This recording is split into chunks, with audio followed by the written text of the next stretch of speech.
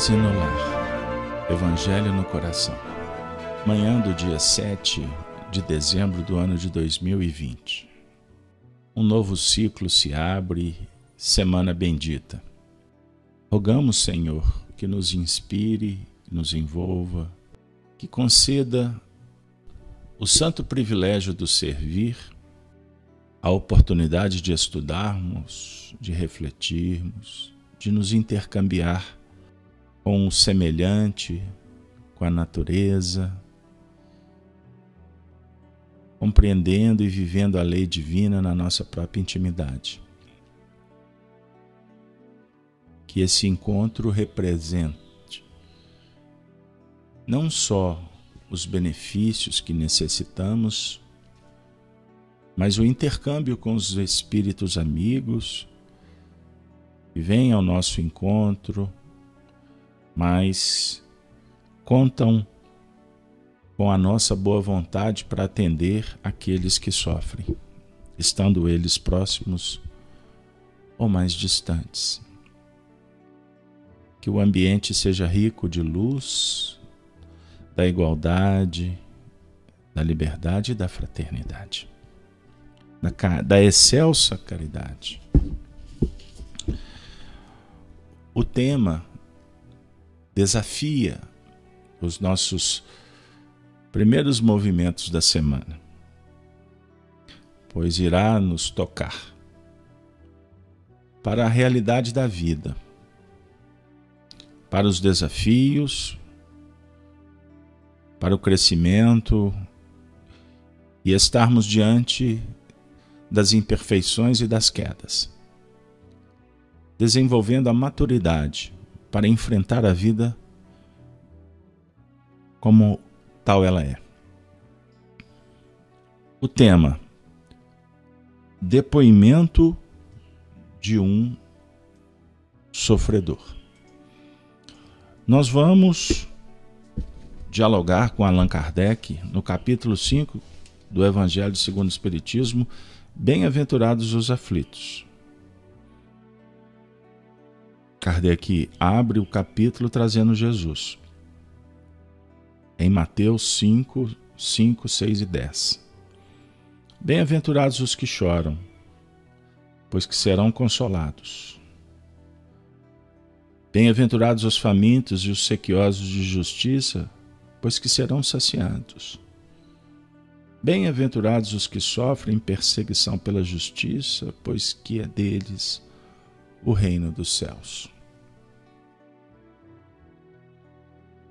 Famintos, os que choram, necessitados da justiça num sentido da justiça divina.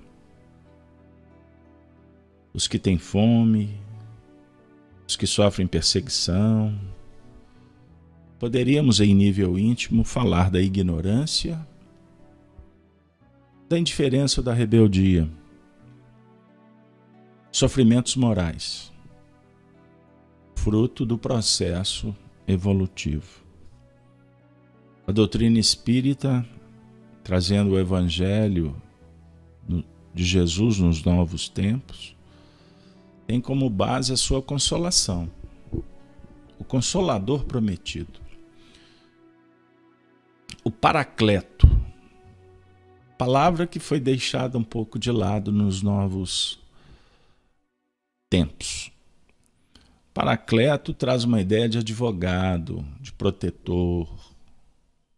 Então o Espiritismo é o protetor, advoga as causas justas, oferecendo os elementos para se trabalhar na justiça. Ou seja, conhecimento, aplicação, aprimoramento, reparação, regeneração. E é uma mensagem que vem para o coração. Quando desvalido, desesperado, angustiado, ansioso, doente. É uma mensagem que remedia e, ao mesmo tempo, sugere uma profilaxia para futuros possíveis problemas.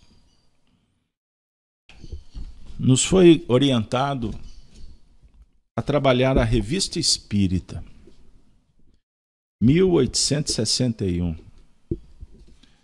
Palestras familiares de além-túmulo. Allan Kardec publicou uma atividade ocorrida na Sociedade Espírita de Paris que visava atender um sofredor ou sua família. O senhor JBD, espírito, evocado a pedido de um de seus parentes, era um homem instruído, mas até o último grau imbuído de ideias materialistas. Não acreditava na alma nem em Deus. Afogou-se voluntariamente há 2 anos. Evocação. Resposta do Espírito. Sofro. Sou um condenado. Pediram-nos que vos chamasse da parte de um dos vossos parentes, que deseja conhecer a vossa sorte.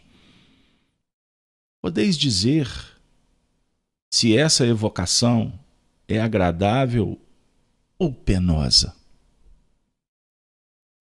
Resposta do evocado. Penosa. A vossa morte foi voluntária? Sim. Kardec vai comentar. O espírito escreveu com extrema dificuldade. A letra é grande e irregular, convulsa e quase ilegível. De início denota cólera. Quebra o lápis e rasga o papel. Tende calma. Rogaremos por vós a Deus. Sou forçado a crer em Deus. Que motivo vos levou a vos destruirdes? Tédio da vida sem esperança. Kardec elucida. Compreende-se o suicídio quando a vida é sem esperança. Quer-se fugir à infelicidade a todo custo. Com o espiritismo o futuro se desenrola e a esperança se legitima. O suicídio, pois, não tem objetivo. Ainda mais, reconhece-se que, por tal meio, não se escapa a um mal, senão para cair num outro 100 vezes pior. Eis porque o Espiritismo já tem arrancado tantas vítimas à morte voluntária. Estarão errados? Serão sonhadores os que nele buscam, antes de mais nada, o fim moral e filosófico? Muito culpados são aqueles que, por sofismas científicos e no suposto nome da razão, se esforçam por prestigiar esta ideia desesperada, fonte de tantos males e crimes, de que tudo acaba com a vida. Serão responsáveis não só por seus próprios erros, mas por todos os males de que tiverem sido causadores. Voltando à evocação,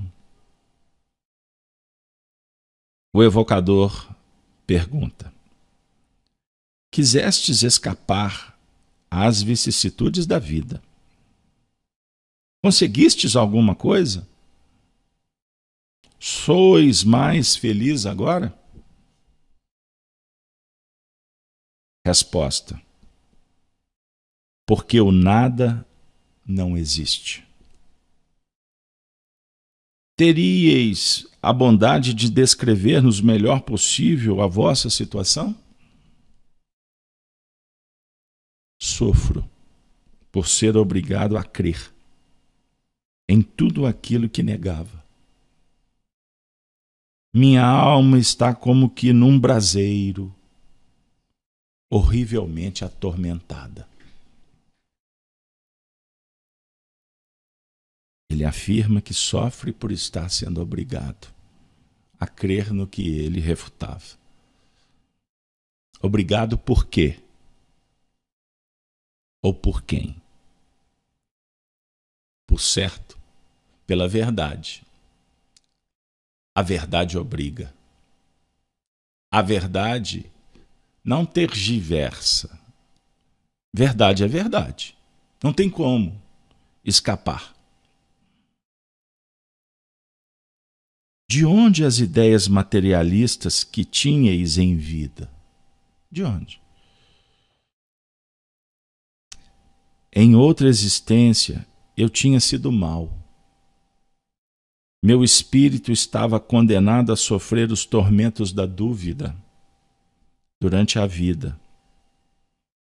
Assim, matei-me. Kardec vai trazer uma observação. Existe aqui toda uma ordem de ideias.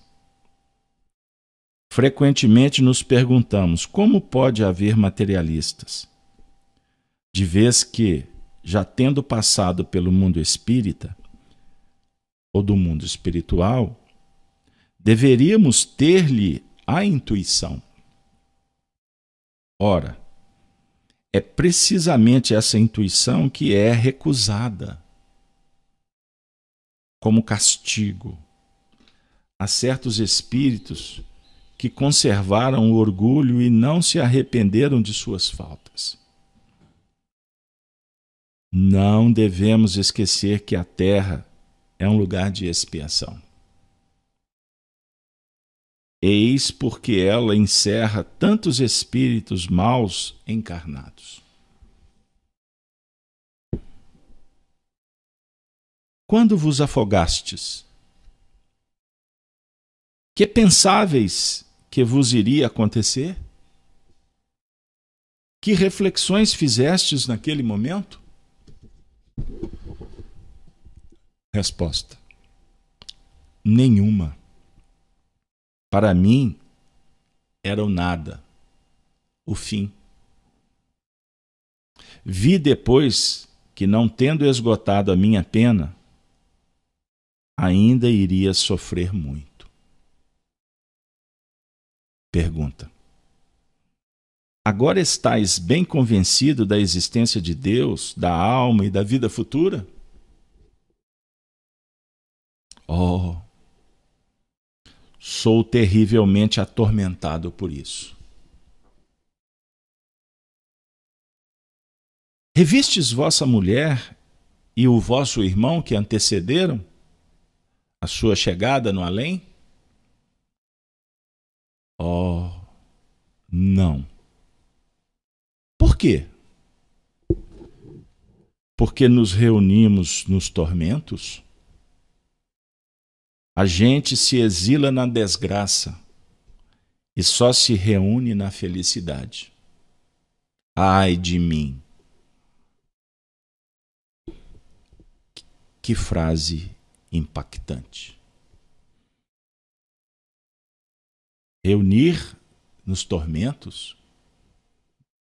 Não. Ele está afirmando que ele se exila na desgraça. Na desgraça tem motivo de reunir, de estar junto? Não, ele está falando, só se reúne na felicidade. Angustiado, ansioso, depressivo, tende-se ao isolamento. Na terra e no além, porque o diálogo é sob o ponto de vista da intimidade. Esteja onde você estiver. Pergunta: estaríeis contente de rever o vosso irmão?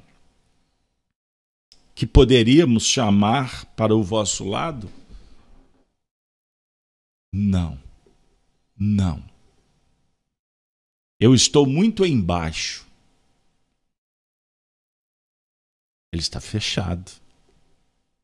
Fechado em si mesmo, no remorso, num cárcere que ele criou, e que os sofredores densificam o sofrimento de tal forma, sem contar que quando venturoso o espírito se liberta, se torna livre e pode ir em todos os lugares. A dizer que no sofrimento, como que um cárcere ilusório é criado. Perguntaram novamente: por que não quereis que os chamemos? Vosso esposo e vosso irmão. Por que você não quer? É que também ele não é feliz. No caso, o irmão. Então significa que ele tinha notícia do irmão. Temeis a sua presença? Entretanto, ela só vos poderia fazer bem.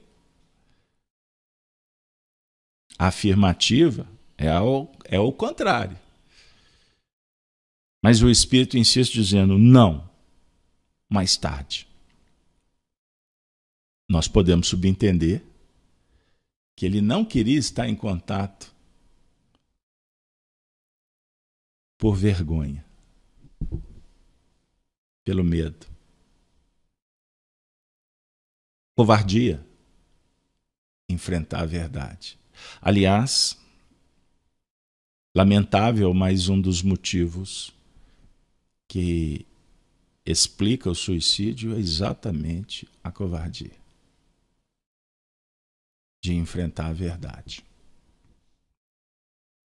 Vosso parente pergunta se assististes o vosso enterro, se ficaste satisfeito com o que ele fez na ocasião. Resposta: sim. Assisti, entre outras palavras. Desejais que ele diga alguma coisa? Que orem um pouco por mim.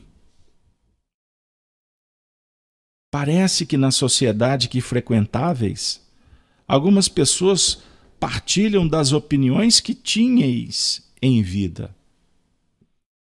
Querereis dizer-lhes algo a respeito? Ah, exclamou, que infelizes! Possam eles acreditar numa outra vida. É o que lhes posso desejar para maior felicidade. Se pudessem compreender a minha triste posição, iriam refletir bastante. É o que eu posso dizer, é o que podemos compreender das dores. É o nosso movimento bendito com Jesus em exclamar, bradar para os quatro ventos: somos imortais. Bem-aventurados quando passamos pela prova, porque é um teste robusto para aplicarmos o que a consciência indica, para vivermos os princípios que estamos selecionando e definindo como metas. O objetivo da vida, o sentido da reencarnação, o desenvolvimento da razão, da inteligência, da vontade, do livre-arbítrio, da responsabilidade, da imaginação. A doutrina espírita traz Jesus indicando caminhos. E para isso ela fala que as causas atuais das nossas aflições apontam necessidades de ajustes, de reparação. O desafio de agora pode estar vinculado a um passado, a uma vida anterior, ou os males que nós mesmos implementamos na atual existência. Kardec, no item 6 do Evangelho segundo o Espiritismo, afirma: mas, se há males nessa vida, cuja causa primária é o homem, outros há também aos quais, pelo menos na aparência, ele é completamente estranho e que parecem atingi-lo como por fatalidade. Tal, por exemplo, a perda de entes queridos e a dos que são o amparo da família. Tais ainda os acidentes que nenhuma previsão poderia impedir, os reveses da fortuna que frustram todas as precauções aconselhadas pela prudência, os flagelos naturais, as enfermidades de nascença, sobretudo as que tiram a tantos infelizes os meios de ganhar a vida pelo trabalho, as deformidades, a idiotia, o cretinismo e etc. Os que nascem nestas condições certamente nada hão feito na existência atual para merecer, sem compensação, tão triste sorte que não podem evitar, que são impotentes para mudar por si mesmos e que os põem à mercê da comiseração pública. Porque, pois, seres tão desgraçados, enquanto ao lado deles, sobre o mesmo teto, na mesma família, outros são favorecidos de todos os modos. Que dizer, enfim, destas crianças que morrem em tenra idade e da vida só conheceram sofrimentos? Problemas são estes que ainda nenhuma filosofia pode resolver. Anomalias que nenhuma religião pode justificar e que seriam a negação da bondade, da justiça e da providência de Deus. Se verificasse a hipótese de ser criada a alma ao mesmo tempo que o corpo e de estar a sua sorte irrevogavelmente determinada após a permanência de alguns instantes na terra. Que fizeram essas almas que acabam de sair das mãos do Criador para se verem nesse mundo abraços com tantas misérias e para merecerem no futuro uma recompensa ou uma punição qualquer, visto que não hão podido praticar nem o bem nem o mal? Todavia, por virtude do axioma, segundo o qual todo efeito tem uma causa, tais misérias são efeitos que hão de ter uma causa. E desde que se admita um Deus justo, essa causa também há de ser justa. Ora, ao efeito precedendo sempre a causa, se esta não se encontra na vida atual, há de ser anterior a essa vida. Isto é, há de estar numa existência precedente. Por outro lado, não podendo Deus punir alguém pelo bem que fez, nem pelo mal que não fez, se somos punidos, é que fizemos o mal. Se esse mal não o fizemos na presente vida, tê-lo-emos feito noutra. É uma alternativa que ninguém pode fugir e em que a lógica decide que parte se acha na justiça de Deus. O homem, pois, nem sempre é punido, ou punido completamente na existência atual. Prestem atenção nessa frase. Mas não escapa nunca às consequências de suas faltas.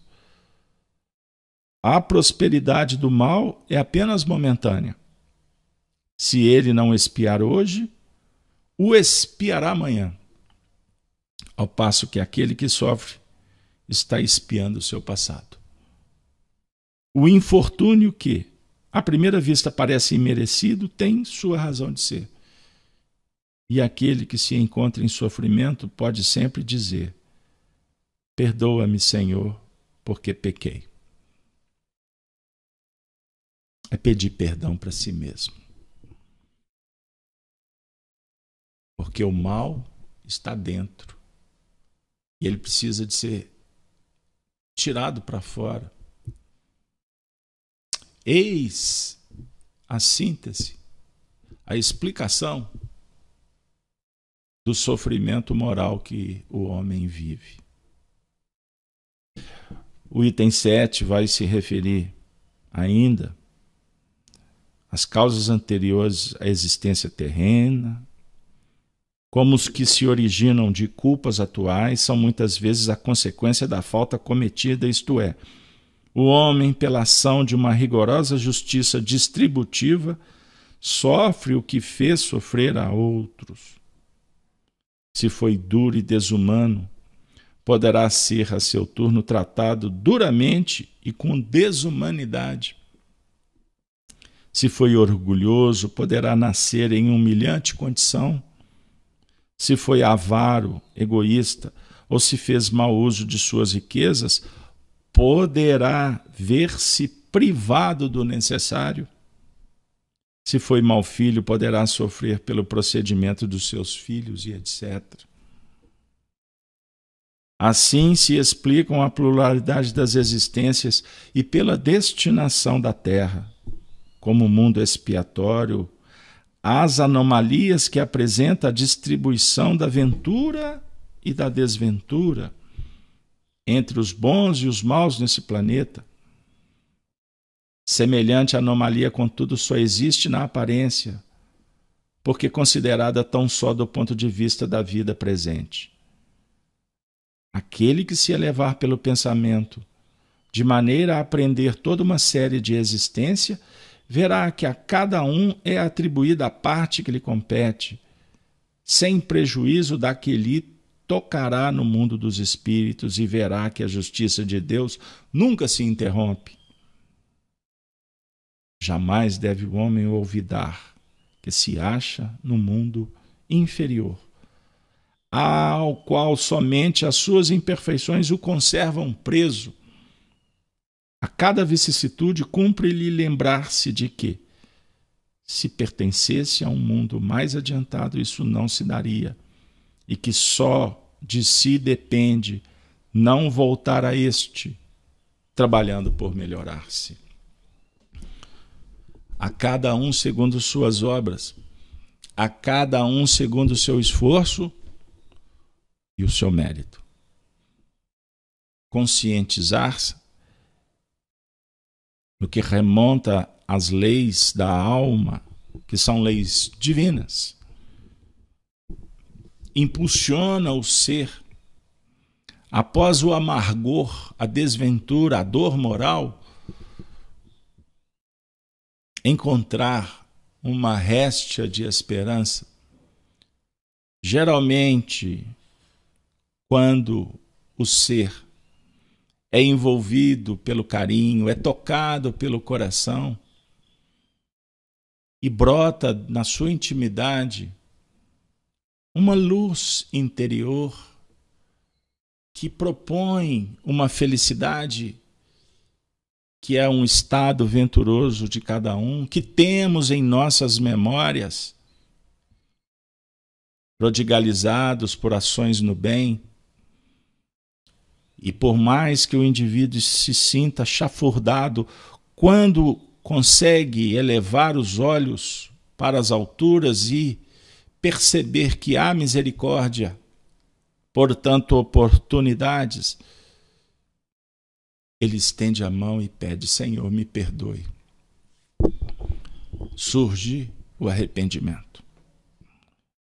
E esta esperança dialoga com as virtudes auferidas por cada um, e apoiando-se nos valores esquecidos ou enubilados pelo orgulho, pela arrogância, as portas se abrem e o pai recebe o filho de volta. O filho, então, se movimentará na adesão ao bem, face à ruptura empreendida pelo egoísmo e pela astúcia. E reconectado ao bem, ressurge uma nova oportunidade. Trouxemos a evocação de um suicida. Para a religião réprobo, a religião tradicional, recordando que na Idade Média eram proibidos até as missas em favor deles. Não tinham perdão. O Espiritismo traz Jesus de volta como campeão do túmulo vazio. Na abordagem feita por Pedro na sua epístola, após a crucificação, Jesus desce ao reino dos mortos para abençoar os espíritos em prisão, a definir que todos merecem a remissão. O perdão é lei da natureza e que, naturalmente, para sair do cárcere, todos nós, encarnados e desencarnados, precisamos de uma chave. A chave do conhecimento que sugere a esperança, a fé. E o cárcere é aberto pelo despertar da consciência, pela atuação da misericórdia. Pessoal, amigos, amigas, isso é extraordinário.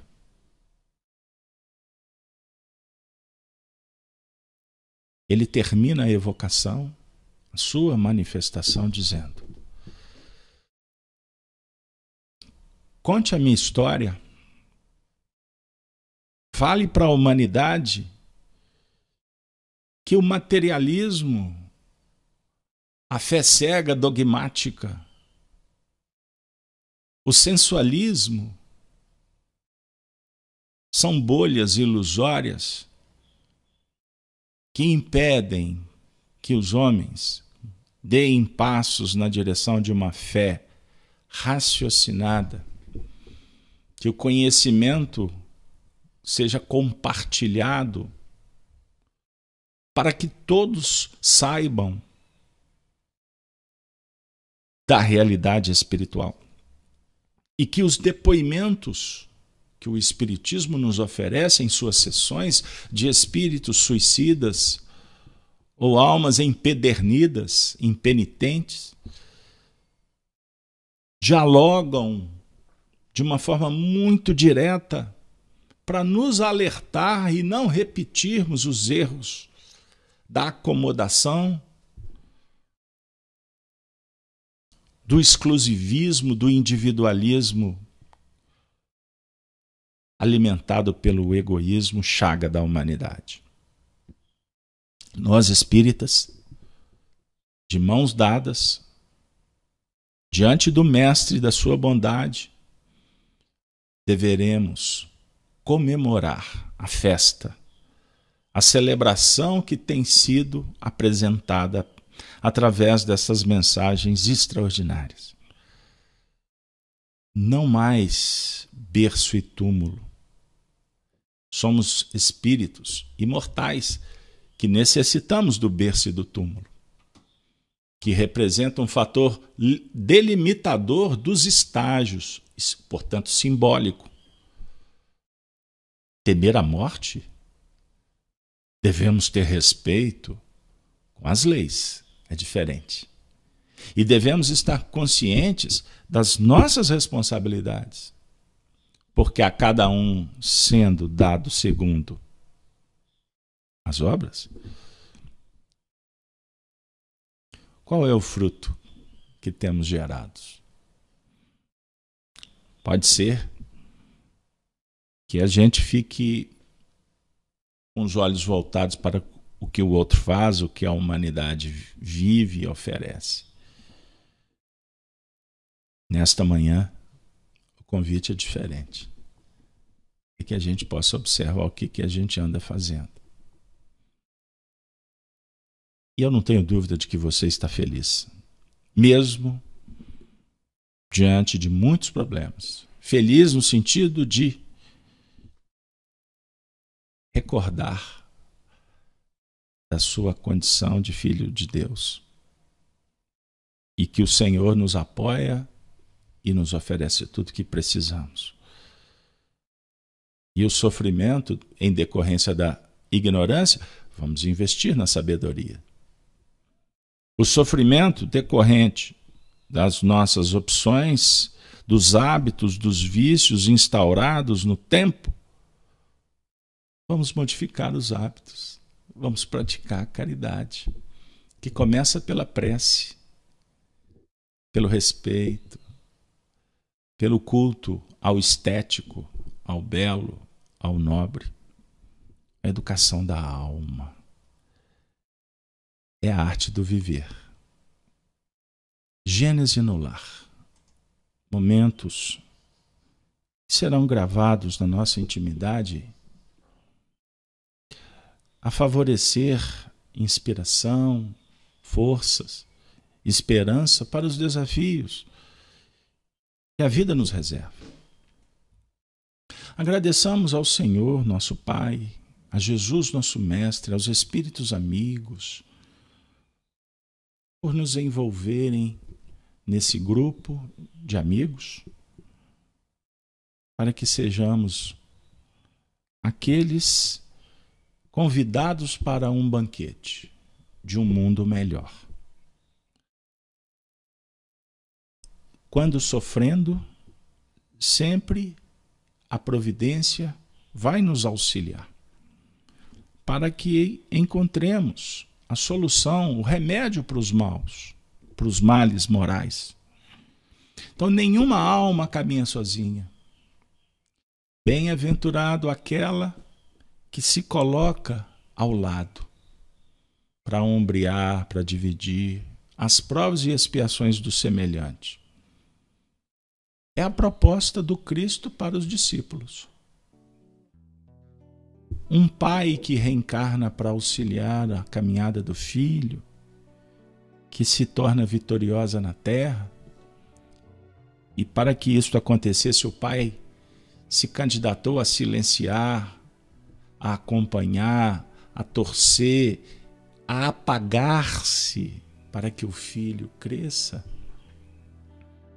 Costuma, meus amigos, o silêncio desse pai e a adesão sacrificial, misericordiosa deste ser definiram uma vitória muito maior do que a do filho, que possivelmente foi inclusive reconhecido como um campeão na terra. Seria um paralelo de um treinador, de um atleta. Ele se dedica, ele caminha junto para que o esportista alcançasse a glória. No mundo, o troféu será dado para este que ficou reconhecido. Mas o amparo, a justiça, a misericórdia entre os homens não tem muito valor. Então, eis um grande desafio do cristão: amar, amar, amar e aprender que o amor, ele não depende de reciprocidade, de resposta. Aliás, o amor mais puro é o amor que não pensa em instante algum em si mesmo, porque ele é amor. Deus é amor. Bendito sejas, Maria Dolores, Antologia da Espiritualidade. Coração amigo, pelo pão que dás à porta ao companheiro que se desconforta na aflição da penúria sem abrigo. Deus te faça feliz pela roupa que ofertas aos torturados do caminho, que tanta vez se vão no desalinho das feridas que trazem descobertas. Deus te conceda o prêmio da ventura, pela ternura sorridente com que levas ao doente o amparo do remédio e a esperança da cura.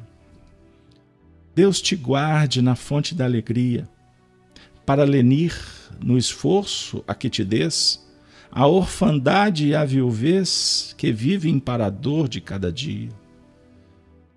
Deus, porém, te abençoe, coração brando e pasmo, com a mais sublime recompensa, quando ouvidas a intromissão da ofensa, o golpe da injustiça e a pedra do sarcasmo.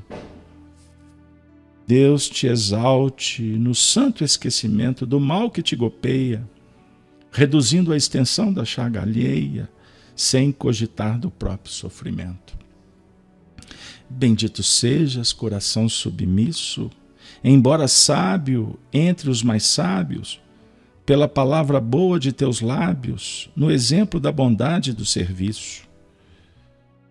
Porque o amor transforma a sombra em luz, e o perdão, onde ampare, nunca erra, auxiliando a vida em toda a terra para o reino divino de Jesus. Porque o amor transforma a sombra em luz para o reino divino de Jesus. Ave Cristo.